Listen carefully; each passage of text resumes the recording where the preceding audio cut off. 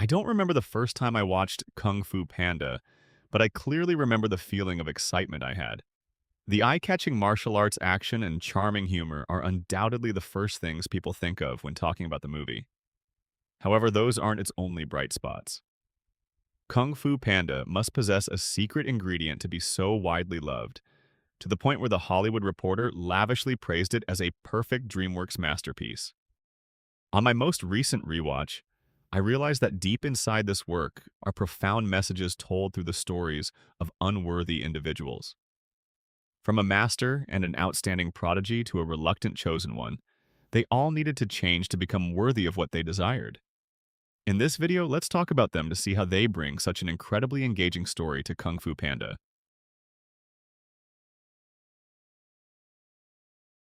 Po is a fat, clumsy, and seemingly silly panda.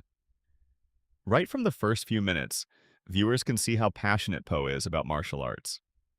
He collects a complete set of Furious 5 action figures, and in his messy room, there's even a homemade dartboard. This burning passion seeps all the way into his dreams, where he is a righteous hero with supreme martial arts skills admired by everyone. However, Kung Fu is not an open path for Po for many reasons. His chubby physique, his clumsy nature, and above all, his deep-seated self-doubt. He doesn't dare admit his passion to his father and truly believes it's an unrealistic fantasy for a panda. There's a brilliant detail I want to mention. The way the filmmakers portrayed the traditional Asian expectation of passing down the family business through generations of Po's family inheriting the noodle shop. Although this aspect is presented in a witty manner, it perfectly illustrates the invisible pressure weighing heavily on Po's shoulders. He is torn between two paths. On one hand, not knowing where to start pursuing his own dream, and on the other, feeling obligated to please his father by taking on a job he has absolutely zero interest in. This is truly a classic coming-of-age story. To convince his son, Po's dad even uses himself as an example, recounting how in his youth he also chased foolish dreams, but growing up taught him to bury them and cling to the most practical and secure reality, their family business. He almost manages to convince Po to give up his passion, right up until the moment an unimaginable event suddenly occurs. Po is chosen by Master Oogway to become the legendary Dragon Warrior, a mythological figure rumored to have mastered 1,000 martial arts moves, possessing unrivaled strength, champion strategy, and the ability to defeat any evil villain. This twist turns Po into the Chosen One, a typical trope in the fantasy movies we often watch. However, Po is vastly different from other Chosen Ones because he has virtually no talent and never even wanted to become a hero. Po becomes more pitiful than ever when he does absolutely nothing wrong, yet is despised by everyone in the dojo. From Master Shifu, who is supposed to be his teacher, but instead hands Po deadly training exercises hoping he'll quit, to the Furious 5, who are ready to hurl the harshest insults to crush his self-esteem. At this point, Po is an unworthy chosen one, and a long journey of growth awaits him. He must figure out who he is, how he can improve, and how to prove that Master Oogway's choice wasn't a mistake. This barrage of questions constantly grabs 100% of the audience's attention.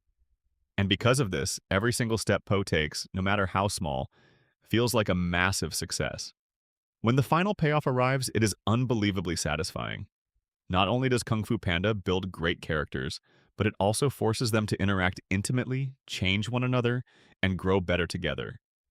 Shifu, the grumpy master, undoubtedly has the most spectacular character development of them all. Po is an amateur, or more accurately, entirely incompetent at martial arts. Would any teacher have the patience to train him? And how massive is that barrier when the teacher himself despises his disciple so much that he wants to kick him out? In this ironic situation, Shifu emerges as a very special mentor. At the beginning of the movie, Shifu is an irritable, nagging old man who is overly strict with his students. His anger seems to peak when none of his 5 exceptional students are named the Dragon Warrior. Training a great student is every teacher's dream. Shifu spent his entire life practicing martial arts and passing it down to the child he loved most. But his mistake was that he didn't just nurture a pure passion. He inadvertently sowed a seed of evil, an illusion of titles and power that shouldn't simply be handed to whoever punches the hardest. Martial arts were not created for killing or causing bleeding wounds. Shifu not only failed his mission, but he completely lost sight of the core purpose of teaching Kung Fu. That is exactly why Shifu is so tormented, and why he desperately tries to avoid making the same mistake twice. But having one prodigy, 5 prodigies, or even 10,000 prodigies isn't enough to prove you're a good teacher if you don't open your heart and find actual joy in teaching. For the first half of the film, Shifu is an unworthy teacher. He is searching for inner peace. Master Oogway once said that the human mind is like agitated, rippling water. Only when it settles and becomes as still as a mirror can one see through everything. Shifu finally finds his mind quieting down when he smiles, while training a foolish kid like Po. Whether his student is a genius or not no longer matters. Heaven knows if Po will actually become the Dragon Warrior. The most important thing is that Shifu sees through Po's flaws, accepts them, and nurtures them, much like how he nurtures a small peach seed. The tree will eventually bear sweet fruit, but it becomes even sweeter when he can watch that tree grow stronger every day. This brings Shifu joy, and he no longer feels like a terrible mentor. The scene where the master and disciple spar over a dumpling is truly a masterpiece.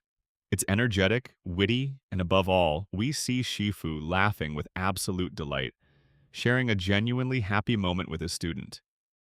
It is a stark contrast to his bitter state at the beginning of the film, providing the exact fulfilling character arc the audience craves.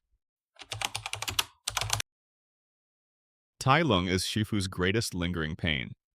He is brutal and terrifying, but also incredibly tragic. A great villain makes us cringe in fear while simultaneously forcing us to sympathize with them, understanding the exact reasons behind their frantic, destructive actions.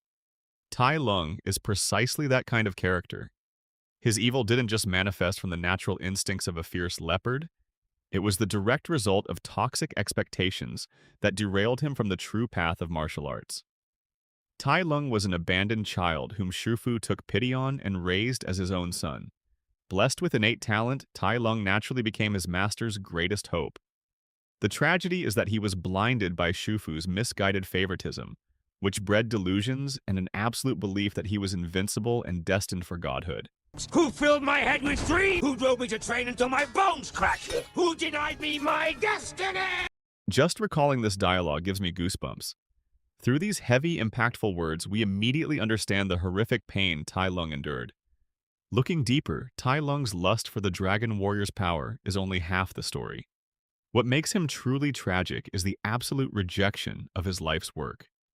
Imagine dedicating your entire existence and bleeding for a single goal, being brainwashed into believing you are the only one capable of achieving it, and then, bam, having it all stripped away with a single decision.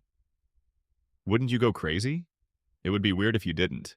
Tai Lung's greed to sink deeper and deeper until it mutated into pure malice. Things could have been so different if Shifu had taught Tai Lung the exact same way he ended up teaching Po. If he hadn't planted the seeds of greed and entitlement in Tai Lung's mind, his life might not have ended in such tragedy. If Tai Lung represents hardness, then Po is softness. Their final battle perfectly embodies the ancient Chinese philosophy. The soft overcomes the hard. Notice that Po almost never attacks directly. He constantly uses Tai Lung's own momentum and strikes against him. This is the defining trait of the true Dragon Warrior. Po is someone who uses martial arts to neutralize violence, not to bash the heads of the weak. Meanwhile, Tai Lung, an unworthy genius, clearly could not bring peace to the valley, nor could he ever put his master's mind at ease. Through 3 characters who seem vastly different but interact so closely, Kung Fu Panda delivers life lessons that are both gentle and profoundly serious. We learn that no one is perfect. You might even be hated for things you never did. The sadness you feel today might be very real, but the good news is you will never be sad forever. And you will always have the chance to become a better version of yourself tomorrow and the day after that. The destination is important, yes, but sometimes learning to enjoy the process is what actually brings us joy and creates beautiful memories. As for you, what did you take away from Kung Fu Panda? Please share your thoughts in the comments below.